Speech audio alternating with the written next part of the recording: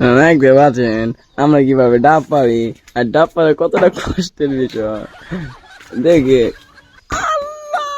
Hello, আসসালামু আলাইকুম guys. আজকে আপনাদের জন্য আমি নিয়ে আসলাম একটি মিনি ব্লগ ভিডিও নিয়ে। তো দেখুন গাইস, কিভাবে ডাব পেড়ে খেতে হয়। আপনারা তো মনে হয় জানেন না কিভাবে বাঁশ দিয়ে ডাব পেড়ে খেতে হয়।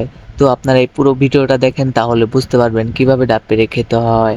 তো আমাদের জুয়েল ভাই অনেকক্ষণ ধরে খোঁচাইতেছে, কিন্তু ডাব পারতাছে না। কিন্তু জুয়েল ভাই হরণ হয়ে যাওয়ার পর তারপর আমাকে বলল যে তুই একটু আয়, তুই পারতে পারোস কিনা দেখ। তারপর আমি চলে আসলাম, বাঁশ নিয়ে ওর মতো খোঁচাখুচি শুরু করে দিলাম। কিন্তু আমার খোঁচায়ও কাম হচ্ছে না। এখন আমি কিছু কমবো না, এখন আমার বাইক না শাওন, ও বলবে, ওর বক্তব্য শুনেন।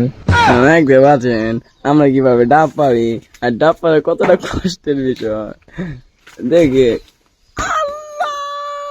এত কষ্ট করে ডাবটা পারার পর দেখেন ডাবটা ফেটে দুই ভাগ হয়ে গেল, একটু পানিও খেতে পারলাম না। তারপর ডাবটা ভেঙে দেখি ডাবটার মধ্যে অল্প একটু সাদা সাদা কি যেন আছে। তারপরে ওইগুলো আমরা তিনজনে মিলে খাওয়া শুরু করে দিলাম।